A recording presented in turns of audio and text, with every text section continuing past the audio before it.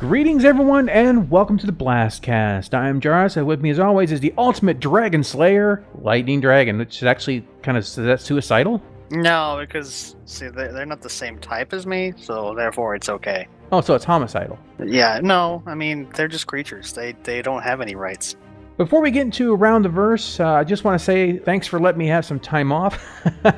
I really needed it. Last week I was just fried. It was nice to just spend the week unwinding. Doing videos like this, it can eat several days out of the week. I know it doesn't seem like it, but editing and stuff, and I'm a stickler trying to fix the audio, though I always seem to mess up on the music a bit for being too loud, but I'm trying. So let's go ahead and get into the news. Now, I read something on Reddit I thought that was interesting, so I'll give you the rundown on that. There's a German gaming website called GameStar, and they did an interview with CIG and talking about the OCS, the container system. So this is what the change is. Currently in Port Olisar, as you're standing there, the game calculates about 70,000 entries. And with the container system, it's reduced to about 9,000. That's huge. Now, I don't expect them to 100% not use all that extra data. They're going to fill the stations with more NPCs and make the world look a little bit more alive. But even if they cut it in half, that's huge. But right now, it's about an 8-fold time reduction in what your game is needing to calculate for entities. Wow, that's impressive. One of the biggest areas in the game as well. Yeah, actually, Olisar really is the linchpin test, isn't it? Yeah. So let's talk about Around the Verse news. Turrets. Turrets. Now, this is from last week, of course. I'm mixing a little bit of both. The turret system they showed looks a little bit like what you would see to some degree in World of Tanks or in World of Warships. Pretty straightforward. Yeah, exactly. So basically, you put your cursor over where you want the turret to be. The turret has a slew rate and moves to that location. And if you're using a stick, it sounds like it's a one-to-one input, meaning that when you stop turning your stick, it stops turning the turret. This could actually work, but it depends on some other factors, such as the changes of the flight model, how quickly the opponents can change their vectors based on those flight model changes. But it does open up some very interesting possibilities when you're looking at upgrades. Maybe you can have turret upgrades that have faster slew rates, or maybe even slower turning turrets that have bigger guns on them. I don't know. There's lots of possibilities out there. But this looks like a really good starting point, and we'll just kind of have to see how it goes. They still need to unlock turrets from the ship, though, and there's other little things, but hopefully they're changing things for the better. Now, in a more recent Around the Verse, they showed something that just made my heart flutter. They showed off all three of my variants of the Freelancer, the Dur, the Max, and the Miss. Because you have to have everything. Well, I don't have the default Freelancer. It seemed kind of pointless having those other ones. Now, some people were complaining about the colors they chose, but it doesn't matter what colors they give them because you're going to be able to change that when you're in the game. So, obviously, you don't. I'm going pink on everything. Blazing pink. I could make an argument for red. You know, the blood of your enemies. That's true.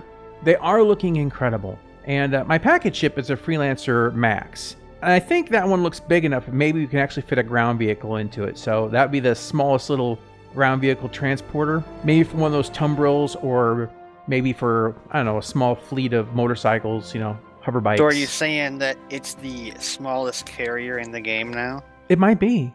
It might be. It looks like you could put an M50 in there. I mean, it's a pretty big ship, yeah. But, you know, we also have flying motorcycles because reasons. Well, yeah. But, you know, in Star Citizen, one of the most popular games is, will it fit? So someone's going to find out exactly what fits in there the moment that ship goes live.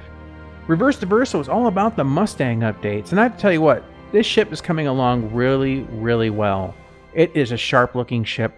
Frankly, if I had to choose a starting ship, just from aesthetics, hands down, it's got to be the Mustang. I absolutely just adore how this ship is going. And I couldn't be happier about them having the wings fold up and having the landing gear not on those wings. Now, if they could just do that with the Hornet or similar ships. No, the Hornet has to have extra wheels on the tips of the wings. Well, as I said, it's not the issue of the landing gear on the wings as much as the fact that there's no wing. You hit landing gear, and suddenly there's a magical pop out, and there's a gear floating in midair, and you land on it. It just looks weird. Because it's magical. Don't deny the power of the Hornet. Calling out devs this week was pretty straightforward. There was a question asked, why do ships hover on the planets the way they do? Of course, John Crew was asked, and he responded with this. The maneuvering thrusters on ships are more powerful than they want them to be or we want them to be they want them to be. That's what we call in the industry a Freudian slip. Yeah, I wonder who they are. Oh, I mean, we. Sorry. I misspoke there. Exactly. Yeah, it's been a little bit of a conflict, between what Chris wants and what the flight team wants, and I think that little slip right there was I couldn't help but giggle about that. So good times. As we wrap things up here, I know, yes, very short episode, but you know what? We're in the drought. We're in the CitizenCon drought. It's just how it's going to be. And some weeks there may not even be a show until the CitizenCon passes. There might not be much to talk about. Later this week, we are also going to be playing Monster Hunter for the first time. Lightning Dragon and I have never played before. It came out on PC, Monster Hunter World, and we've been stepping into it, learning it, and frankly, getting our asses beaten. It's probably you more than me. I have a shield. Yeah, well, it's a learning process, but I'm getting better. No, I really, really enjoy it, and we'll have some footage up of that. And also, as kind of a preliminary thought on No Man's Sky, for those of you wondering how it is compared to what it was, I can tell you from having played it in the past that it's way better. It is a very grindy game, so if you hate grindy games, it's not for you at all. It's the kind of game you play when you're watching YouTube videos because you've got, you want to keep your hands busy. That's the kind of game that it is.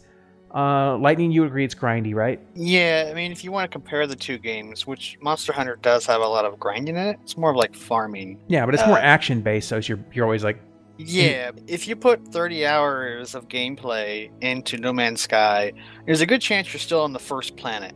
If you put 30 hours of gameplay into Monster Hunter, you've probably done about half of the story, though I don't know how long the story actually is, but you probably have a good idea of how combat works, what upgrade options you have. You probably have upgraded your weapons several times. You've gone through different types of armor, and there's just really no comparison between the two. Yeah. And if you're that much time with No Man's Sky, you may have just gotten your first replacement ship. So if you're lucky. So yeah, it's one of those things that it's better, grindy as hell, but better.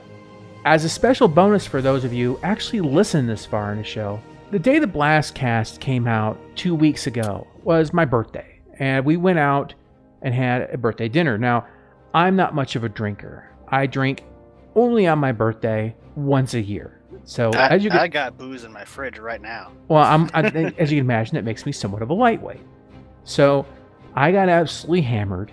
And when I got back, I challenged Lightning Dragon to a game of Grid Autosport to see how awesome a drunk man can race a high-performance sports car. Excellently. So it's completely goofy. The links can be down in the description below. I couldn't put it up on the channel, not because I didn't know where it fit, and it's not going to be linked anywhere else, but it's called the DrunkCast. And basically we just went nuts. I went nuts, he went normal, and chaos ensues. So if you want to see me completely and totally out of my mind, this is going to be a good one for you. All right, everyone. Well, that's it for this week's BlastCast. I said there may be a show next week. There may not be a show next week, though I will make videos, even if it's not Star Citizen related. As I said, we're getting into the whole Gamescom time frame, and it's one of those things that every year about this year, we just run into a drought of information. They're holding it all back with a big presentation, and then we're going to have too much to talk about. We'll probably end up with our annual show, like we have CitizenCon, and we end up with, a 40 or 50 minute show. And 1 hour BlastCast. Yeah, or something. Who knows? But they're more silent than I've ever seen them, so this has got to be a big one. I just have that feeling. Anyway, guys, we'll catch you in the next one. I've just got this feeling. I don't remember the name of the song. Sorry. You're going to get us a copyright strike. I don't sing that good. Ah, it's good. Bye-bye.